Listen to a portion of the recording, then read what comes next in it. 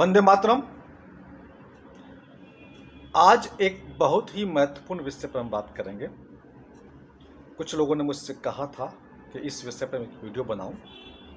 Medical का एक most common symptom होता है, वो है फीवर यानी बुखार यानी ज्वर।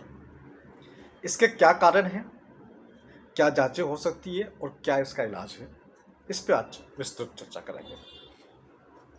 कारण की बात करें तो आपका जो फीवर है ये वायरल हो सकता है, बैक्टीरियल हो सकता है। कुछ लोगों को मानना है कि जो वायरल थ्योरी है वो गलत है, वायरस नहीं होते हैं। उस पर हम चर्चा बाद में करेंगे किसी और दिन। फिलहाल हम इसी तरह से चर्चा करते हैं। तो जैसे कि आपको कॉमन कोल्ड होता है, फ्लू होता है ना। साथ में आपको अगर फेरिंग्स में इन्फेक्शन है तो फेरेंजाइटिस है, या लैरिंग्स में है तो लेरिंजाइटिस है, या साइनस के अंदर है साइनसाइटिस है, तो इसके अंदर आपको फीवर हो जाता है। और नीचे की बात करें तो लंग में इन्फेक्शन है, लंग के अंदर अपसेस है तो आपको फीवर हो जाएगा। और बात करें पेट में कोई इन्फेक्शन है, लीवर में अपसेस है तो आपको फीवर हो जाएगा, तो आपको बुखार आएगा। इसके अलावा बैक्टीरिया है, वो भी आपके फीवर करते हैं। टाइफाइड है, वो आपका बैक्टीरिया होता है, साल्मोनेला टाइफी, वो आपको बुखार करता है। डेंगू बुखार करता है। इसके अलावा यूटीआई, आपकी पेशाब की थैली में इन्फेक्शन है या मूत्र मार्ग में कहीं पर इन्फेक्शन है तो वो भी आपको बुखार पैदा करेगा। इसके साथ में आप देखेंगे तो किसी भी प्रकार का बॉडी के अंदर इन्फेक्शन होगा तो वो आपको शरीर का टेम्परेचर बढ़ाएगा। इसके अलावा इन्फ्लेमेटरी कंडीशंस जैसे कि ऑस्टियोआर्थराइटिस है, रूमेटॉइड आर्थराइटिस है, या कोई और इन्फ्लेमेशन है बॉडी के अंदर, वो फीवर पैदा करेगा। बोन का इन्फेक्शन है, ऑस्टियोमाइलाइटिस वगैरह होते हैं, उससे फीवर आएगा। यहाँ तक कि कुछ मेडिसिन भी टेम्परेचर बढ़ा देती है।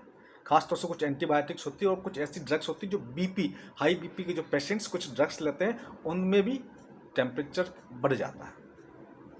कुछ वैक्सीन्स है जैसे डीपीटी वैक्सीन्स और कुछ दूसरे वैक्सीन्स, वो फीवर को बढ़ाते हैं। वैक्सीन लेना है नहीं लेना है वो एक अलग मसला है, उस पर हम फिर कभी चर्चा करेंगे। मैलिग्नेंसी, कैंसर के अंदर भी टेम्परेचर बढ़ता है, बॉडी में फीवर होता है।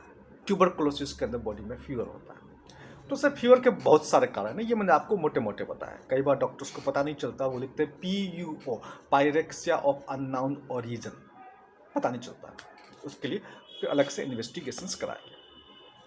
अब बात करते हैं इन्वेस्टिगेशंस की, जांचें कौन कौन सी होनी चाहिए फीवर के लिए। तो एक बहुत ही कॉमन जांच है CBC कहते हैं। उस CBC की जांच से उससे हमें सेल्स के बारे में पता चलता है, सेल्स की संख्या बढ़ गई है या कम हो गई है, उसके हिसाब से पता लगाते हैं कि कौन सा तरीके का फीवर आपके अंदर बॉडी में हो रहा है। तो बहुत कॉमन जांचें, कॉमन है, ये सबके लिए है। इसके अलावा अलग अलग कंडीशन के लिए अलग अलग जांचें होगी। डेंगू होगा तो आपकी जांच होगी, प्लेटलेट्स की जांच होगी, और आपका डेंगू NS1 होता है उसकी जांच होती है। टाइफाइड है तो विडाल टेस्ट होता है, टाइफीडोड टेस्ट होता है, वो जांच होती है। ऐसे ही मलेरिया है तो मलेरिया की जांच अब अलग से स्लाइड बना के करनी पड़ती है। तो अलग अलग टेस्ट है। अगर मान लो चेस्ट में इन्फेक्शन है तो हम एक्सरे करते हैं, CT स्कैन करते हैं। पेट में कोई गड़बड़ है, पेट में गड़बड़ की वजह से आपको फीवर है तो अल्ट्रासाउंड होता है, CT स्कैन होता है, MRI भी होता है ना। दिमाग में कोई इन्फेक्शन पैदा हो गया है, मेनिंजाइटिस हो गया है ना आपको, या ब्रेन अपसेस हो गया है, या एंसेफेलाइटिस हो गया है, तो उसके लिए फिर MRI करनी पड़ती है। स्पाइन में इन्फेक्शन है तो MRI से पता चलेगा। और डिपेंडिंग ऑन द सिचुएशन वो हम अलग अलग टेस्ट करते हैं। पेशाब में है तो पेशाब की जांच करनी पड़ती है, कई बार यूरिन कल्चर करना पड़ता है, कई बार ब्लड का कल्चर करना पड़ता है। कल्चर के बाद हम कल्चर एंड सेंसिटिविटी टेस्ट भी करते हैं, कौन सी एंटीबायोटिक से वो ठीक हो सकता है, वो भी जाँच भी हम करते हैं। ये इसमें से कोई एक जाँच आपको करानी पड़ सकती है। अब बात करते हैं ट्रीटमेंट की। सामान्यतया फीवर आता रहता है लोगों को ना, छोटे बच्चों को खासतौर से फीवर आता रहता है। तो जब भी किसी को फीवर आए तो सबसे पहले रेस्ट, बॉडी को रेस्ट की आवश्यकता है। बॉडी को आराम दीजिए, शरीर को थोड़ा सा हैवी वर्क से बचा कर रखें। दूसरा, फीवर में पानी की रिक्वायरमेंट बढ़ जाती है तो पानी अधिक से अधिक पिए, लिक्विड पिए, जूस पिए, फलों का जूस पिए, है ना। तो उससे क्या होगा, आपको बॉडी में पानी की मात्रा बराबर रहेगी।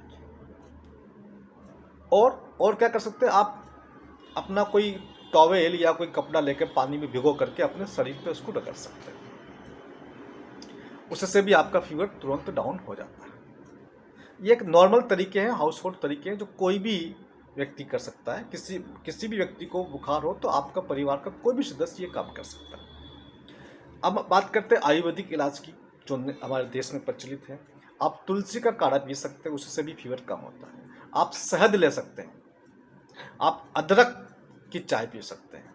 लहसुन भी फीवर के अंदर बहुत यूजफुल है, आपकी इम्यूनिटी को स्ट्रॉन्ग करता है। आपकी इम्यूनिटी कमजोर हो रही है, उसकी वजह से कोई फीवर आया है तो लहसुन भी काम का, आंवला भी काम का है। एलोपैथी की बात करेंगे तो 3 ड्रग्स बड़ी इंपॉर्टेंट है, वो है पैरासीटामोल, एस्पिरिन एंड आइबुप्रोफेन। ये अलग अलग ब्रांड से मार्केट में मिलती है, लेकिन कंटेंट लगभग सेम ही होता है। अब पैरासीटामोल कितनी लेनी है, एस्पिरिन आइबुप्रोफेन कितनी डोज होनी चाहिए और कब लेनी है, ये आप लोग अपने व्यक्तिगत तौर से तय नहीं कर सकते। इसके लिए किसी एक्सपर्ट की आप राय ले सकते हैं, क्योंकि इनके साइड इफेक्ट भी होते हैं। इनकी मात्रा भी कम ज़्यादा करनी पड़ती है, ज़्यादा मात्रा होगी तो उसके अलग से साइड इफेक्ट होंगे, ओवरडोज हो जाएगी। इनके क्या साइड इफेक्ट्स है, इनके ऊपर मैं अलग से एक वीडियो भी आपके लिए जरूर बनाऊंगा। फिलहाल आज का जो टॉपिक था हमारा कि जो फीवर है उसके क्या क्या कारण हो सकते हैं और क्या क्या इन्वेस्टिगेशंस कराए जा सकते हैं और क्या क्या हम ट्रीटमेंट होता है, वो मैंने आपको मोटा मोटा बताया। फिर भी यदि आपको इसको और अधिक जानकारी चाहिए, यदि कोई व्यक्तिगत जानकारी चाहिए, तो नीचे डिस्क्रिप्शन में नंबर दे रखे हैं, वहाँ आप हमारे स्टाफ से संपर्क कर सकते हैं। नमस्ते, जय हिंद।